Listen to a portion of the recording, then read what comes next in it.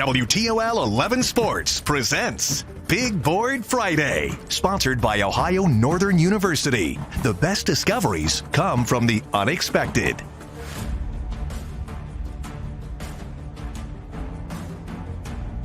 And by Charlie's Dodge Chrysler Jeep Ram. Doing it different, doing it right. By Frickers, the home for fun, food, sports, and spirits. By Absolute Mobile Glass. Nobody does it better. Nobody does it faster. Absolutely. And by Renewal by Andersen. Andersen Window Muscle. Local 419 Hustle. Now, here's Tyler Segerman. Good evening, everyone, and welcome into another edition of Big Board Friday, sponsored by Ohio Northern University. It's our final show, if you can believe that, in the month of January, and what a slate tonight. 6 different conferences and leagues featured in 5 different counties. Our team put in the miles. Let's begin in Toledo, where the battle for seeding in the Catholic High School League continues. St. John's finishing off its Central Division schedule against Brother Rice, who was tied for first place. And before the game got going, Titans honoring a pair of its stars, head coach Mike Schoen, and who recently eclipsed 100 career wins, and senior Race Kowalczyk for netting 1,000 points. Titans feeding off that energy, got it going early. Good ball movement here, finds Coy Hammock on the backdoor cut. He'll lay it up and in, plus the foul. Titans working in tandem. Later, they're going to get it to Ethan James, and this guy can muscle his way down low as well as speed around. Bucket there. Titans pulling away early, and then it's James again, this time in transition, weaving his way to another paint bucket. St. John's wins a thriller tonight, 65-63. In a season-long 6-game win streak as they aimed to remain atop the league standings. Opening quarter, Manny Johnson going to bring the ball down the court. He'll find Dre Wardrop on the wing, and he'll Wardrop it in for 3. That gets the Irish rolling, because shortly after, Caden Kennard going to find a quick pass to Jordan Langford. He too will call his own number and knock down the triple. That would be a theme of the night, because Kennard here selfless going to find Jason Lawson, who, you guessed it, letting it fly from beyond the arc. Nothing but net to end the first quarter. Irish making it rain threes all night long. They get the easy win, 67-21. And rounding out our CHSL teams, St. Francis back at home for the first time in a couple weeks. Knights with the lead at the break, and they're going to add to it here. Chris Polnitz getting to the free throw line, stops, pops, and delivers as the Knights extend their advantage. Later, it's more from the Knights and more from Polnitz here. Going to drive, loses the ball, but Preston Veller there going to find it and bang home the corner 3. Knights are feeling good, and for good reason, because they would continue to work the 3 ball. Here, it's Miami, Ohio commit Alan Horton. The big fella says, I can shoot too, showcases that right there, and St. Francis goes on to get the win, 51-44. Pivoting to the Northern Lakes League, another crossover night as Perrysburg traveled south to face Bowling Green, and the Jackets would have their offense working. Here, Ben Paymer left open on the wing, and that's not good if you're the opposition. Almost automatic for him. Bobcats trying to hang back and respond. Kenton Shank here going to get in the paint. Pretty fadeaway jumper here. Gets the friendly roll as though for BG. Jackets, though, proven tough. Andrew Sharpie, they're going to work on the block. The turnaround here falls for him. Another roll. And then it's more from Perrysburg out and running. Paymer again from distance. And like I said, he can knock them down with ease. Perrysburg goes on to get the win, 62-31. In Oregon, Clay and Anthony Wayne squaring off. Generals head coach Alex Giesel making his return to Potter Fieldhouse. First time since he was an assistant at Clay. And early on, it'll be his former team, Grant Oberdick here, firing from deep as he knocks that down to give the Eagles an early lead. But they weren't done. Later inside, Liam Cody putting his head down and going to work in the paint. There is a bucket for the home team. This game would come down to the wire. Check this out. Final seconds, Ethan Robinson, the junior, going to find the ball inside, spins, and wins. That is the game winner at the buzzer. What a loan for him as Anthony Wayne shocks Clay 52-50 at the buzzer and wins the game. Wow. What a month it's been for Jeremy McDonald and his Northview Wildcats, 6-1 so far in January, trying to add to that mark in Fremont tonight. They're in control after the break when Jack Schoen here keeps the foot on the pedal. Tough basket inside for the senior. Other end, Mason England trying to keep his Little Giants in it. Great crossover move here as he led the team with a dozen. Yet Northview has found a spark and they aren't planning to cool down anytime soon. Jacob Rowland here with space, drains the triple, and then later Carson Holmes decides to join the party with with a 3-ball of his own. Game high 17 points for him. There he is, matching his jersey number. That helps guide the Wildcats to a 58-45 victory.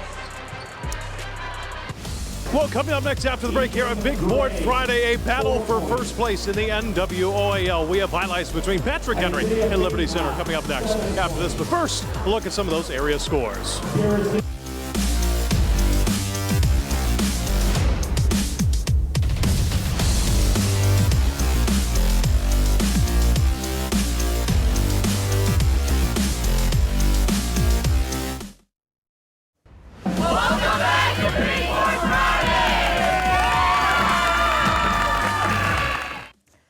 Thank you to the Patrick Henry student section. Welcome back. Speaking of the Patriots, they played host to a rowdy first place battle in the NWOAL tonight. Patrick Henry 12-3 on the season, entering the night facing off against the only unbeaten left in the league, that being the Liberty Center Tigers. Let's head to Chandler, shall we, for this monster showdown. Fans, players, and everyone in between ready to go inside a packed gymnasium. Patriots got out to a fast start in this one, taking their 20-point lead in the first half thanks to this man, Mac Heber, here for the fadeaway jumper. Tigers, though, would start to claw back in the second half. Big shots here from Max Walker, who finished with double figures, including this three-pointer.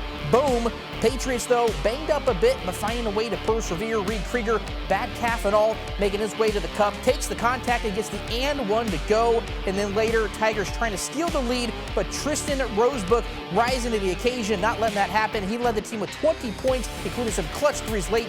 Right there, Patrick Henry holds off Liberty Center to hand them their first league loss, 63-56. Here's Steve Iwanek with more from Hamlin. Well, in the first half of this battle, it was all Patrick Henry. Their defense was locked down, and their stars were making big shots left and right. But then Liberty Center in the late stages of the third quarter, early stages of the fourth, made a rally, cut it to a one-score game. But in the end, some big shots pushed Patrick Henry to a huge 63-56 win. To get this win, obviously, it continues to help our chances to, to try to repeat as league champs. So it was a big step for us. We still got a lot of work to do. We're going to learn from this one tonight, how to maybe finish out a game when you have a big lead, but proud of our heart. We have Reed and we have Mac that do a lot of the heavy carrying for us, but we need that third guy. Sometimes, last week it was Brooks Punches, came in, hit some big shots. Tonight it was Tristan Rosebrook. Tristan is a guy that's a streaky shooter, and if he hits one, sees one goes through, you might count on 2 or 3 more to go. And it's really just a team effort. Just got our point guard bringing the ball up. Doing a great job. He just gets me the ball. I'm open. Got to knock it down. Got to do him a favor. Just knock it down. So a big win for the Patriots here in the NWOAL, but they have to get their bodies ready to go because tomorrow they bring Lipsick here into town. Here at Patrick Henry High School, Steve Iwanek, WTOL 11. Thank you, Steve. Northern Buckeye Conference, Otsego and Maumee scoring off for the second time this season. Panthers seeking some revenge and to extend his 3-game win streak. Panthers here on an attack. Ben Kubik's going reverse layup along the baseline. Pretty play there. Later, Otsego going to answer back. Jackson Volmar here with the floater in the lane for the Knights. Panthers hanging in there. They're going to get it down here to Dom Polnitz. He'll get the bucket plus the foul for the home team. Great play there. This one back and forth through much of the night, but Otsego here off the missed 3. Volmar again going to find himself underneath and in for the bucket. Otsego gets the win 66-61. To the Stockade we go, first place. So I believe we have our play of the night. Let's see here. The night we have now reached, and you caught a glimpse of this earlier in the show, worth highlighting again. Ethan Robeson spinning and winning game winner as time expires to beat Clay at the buzzer. Here's another look. No fear as he goes into the lane strong and puts up the victorious layup. Love the celebration as well. Great fist pump by that assistant coach too. Robeson, the junior, sealing the deal for Anthony Wayne, scoring the dub and our play of the night. Well, our Big Board Friday home court challenge is now in round number 2. Here are the matchups and what a response we've gotten from fans already. Thousands of votes already pouring in. Again, here are the second round matchups. The question we want to know, who has the best high school basketball gym in the area? You can vote once per day with this current round closing next Thursday, so be sure to get your selections in. One more stoppage before we wrap this show up. Still to come, a check-in on the TAC. Big game involving Maumee Valley and Cardinal Stritch. Those highlights are next. First, some more area scores.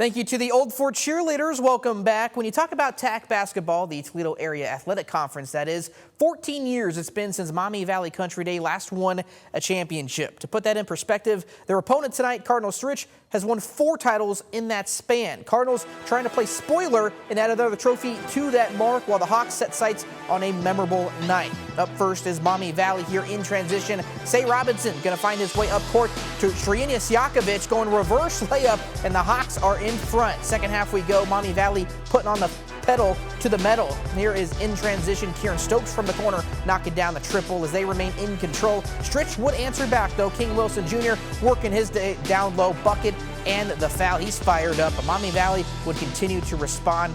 Here, Robinson on the move, crossing over a defender and gets the open layup there, and Maumee Valley ends up pulling away late. Hawks get a big win, 77-58, to clinch at least a share of the TAC title. Chase Bachman soaked it in. He has more. Tyler, Maumee Valley came into this game with a lot on the line. They had a chance to clinch at least a share of the TAC title, and they took care of business. They lead Stritch with a win, 77-58. It means a lot, man. We've been working for a long time. I've been a Maumee for 10 years, and to finally get this done, at least a share, it feels great. We just got to go finish off next week. We want the whole thing, man. We want the whole thing. Team effort was everything. We know everything was on the line tonight. We wanted it bad, and they worked hard as a team. Kieran been doing this all year. Not nothing new. I think he's definitely player of the year this year in the TAC. So great team effort tonight, though. So I'm just happy. I'm proud of everybody. I feel good to win the TAC. I know, man. It's just a blessing that we won. We haven't won since 2012. That's great. Zeb haven't won. AJ haven't won. That's a great accomplishment. We're just happy that we won this game. The Hawks have even more to win next week. They play Toledo Christian and have a chance to win the TAC title outright for the first time since 2012. Reporting from Cardinal Stritch, Chase Bachman, WTOL 11. Tyler?